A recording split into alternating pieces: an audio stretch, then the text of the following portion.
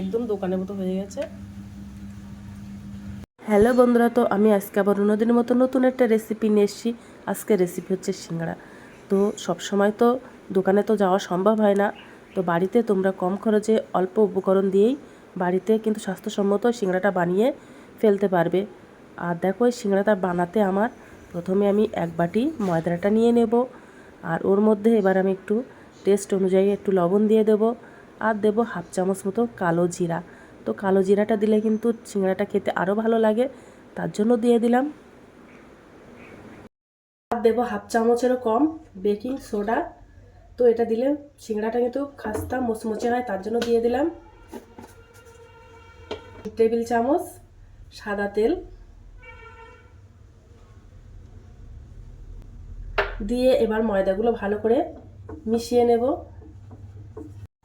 ময়দাটা ভালো করে ময়ম দিয়ে নেব।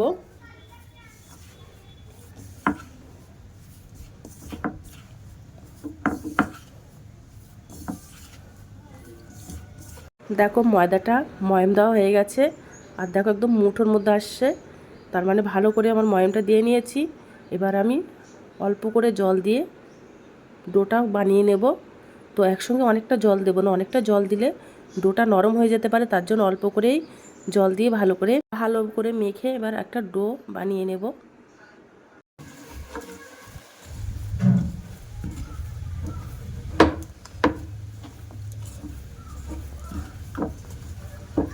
তো দেখো ডোটা মাখানো কমপ্লিট হয়ে গেছে, একেবারে নাও শক্ত নাও নরম করে নিয়েছি।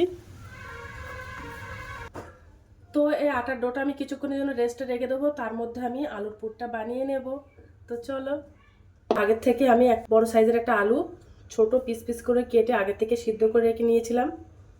তো চলো রান্নাটা শুরু করি। এবার আমি ওর মধ্যে 2 থেকে 3 টেবিল চামচ সরিষার তেল দিয়ে দেব।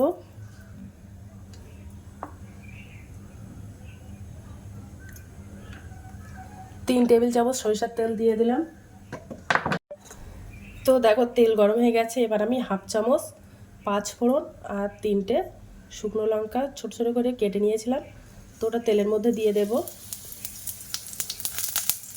দিয়ে একটু নাড়াচাড়া করে নেব। আমি আগের থেকে আদা আর কাঁচা লঙ্কা থেতো করে নিয়েছিলাম, তো ওটা দিয়ে দেব তেলের মধ্যে।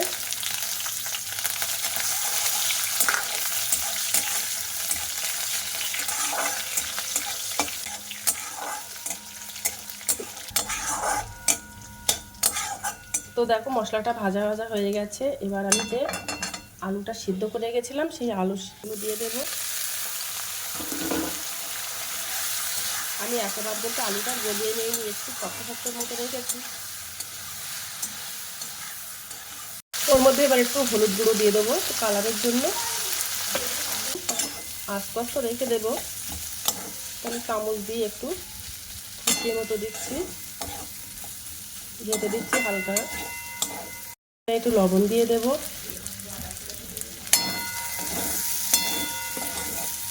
আর একটু পরিমাণ মতো চিনি দিয়ে দেব।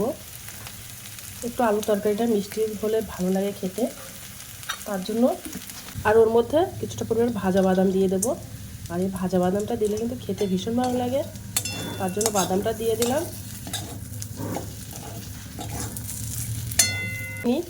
একটু আস্তে আছে। আর দেখো সিঙ্গাড়ার পুরটা একদম মিষ্টি দোকানের মতো হয়েছে খেতে। মেখে নেব।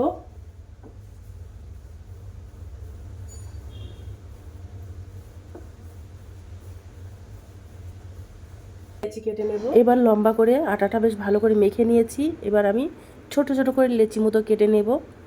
ওই জন্য ছুরি দিয়ে কেটে নেব ছোট ছোট করে। তো দেখো কাটা হয়ে গেছে, আর ওর থেকে আমি একটা লেচি নিয়েছি, নিয়ে এবার একটু রুটি মতো বেলে নেব।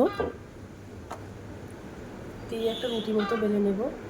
তো গোল করে বেলবো না, একেবারে একটু লম্বাটে করে বেলে নেব। আর একটা রুটিতে কিন্তু দুটো করে সিঙ্গাড়া হবে।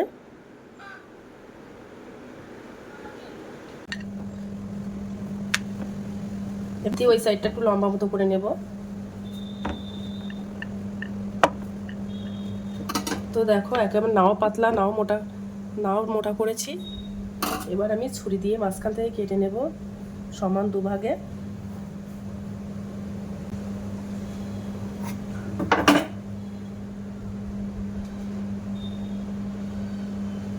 এবার দেখো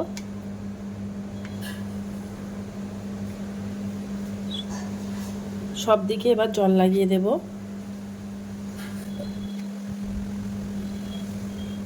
এবার রুটিটা দুটো ভাগে ভাগ করে নিয়েছি, এবার একটা ভাগে নিয়ে এবার জলটা দিয়ে নিয়েছি। আর দেখো প্রথমে যে গোল মুখটা ওটা উপরের দিকে রেখেছি আর সোজা মুখটা নিচের দিকে রেখেছি, রেখে একটা কোন টাইপের মতো করে নিয়েছি।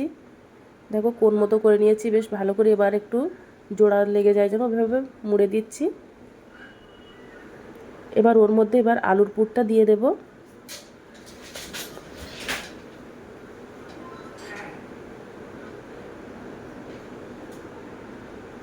দিয়ে একটা আঙুল দিয়ে একটু চেপে দেবো ভালো করে।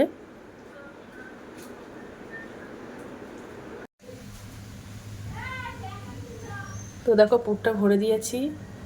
এবার আমি প্রথমে এখান থেকে একটু ভাঁজ করে নেব, তারপরে এইভাবে মুড়ে দেব, দিয়ে এইভাবে চেপে দেব।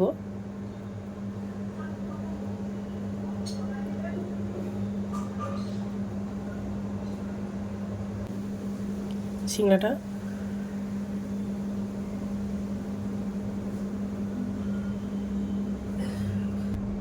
তো এইভাবে বাদবাকি সিঙ্গাড়াগুলো বানিয়ে নেব। দেখো এইভাবে বাদবাকি সিঙ্গাড়াগুলো সব বানিয়ে নেব। তো দেখো কত সুন্দর হয়ে গেছে সিঙ্গাড়াটা। তো দেখেছো সিঙ্গাড়াগুলো সব বানানো কমপ্লিট হয়ে গেছে। এবার আমি সিঙ্গাড়াগুলো ভাজা, তো তেল গরম হয়ে গেছে, এবার আমি সিঙ্গাড়াগুলো দিয়ে দেব।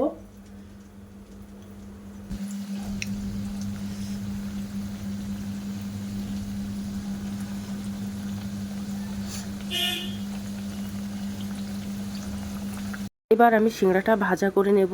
আর একটা একটা করে সিঙ্গাড়া দিয়েছি, আর আমি উনানের আঁচটা কিন্তু একদম লো ফ্লেমে করে দিয়েছি। তেলটা বেশি গরম করিনি, বেশি গরম করে তেলটা নিলে সিঙ্গাড়াগুলো ভেতর থেকে কাঁচা থাকবে আর উপর থেকে কিন্তু শক্ত হয়ে যাবে, একদম খাস্তা মুচমুচে হবে না। আর এই সিঙ্গাড়াটা 10 থেকে 12 মিনিট মতো ভাজা করে নিতে হবে, তাহলে সিঙ্গাড়াটা খুব সুন্দর খাস্তা মুচমুচে হবে। তো দেখো কত সুন্দর হয়ে যাচ্ছে আস্তে আস্তে। দেখছো একদম হালকা আছে, কিন্তু ভাজাটা করে নিচ্ছি। তো দেখো সিঙ্গাড়াগুলো সব ভাজা করা হয়ে গেছে। এই সিঙ্গাড়াটা ভাজা করতে আমার সিঙ্গাড়াগুলো এবার তুলে নেব।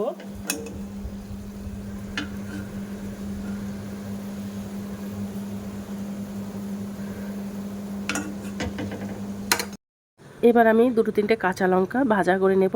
আর এই কাঁচা লঙ্কা দিয়ে সিঙ্গাড়াটা কিন্তু খেতে হেবি সুন্দর লাগে। আর দেখো কত সুন্দর একটা গন্ধ বার হচ্ছে কাঁচা লঙ্কার।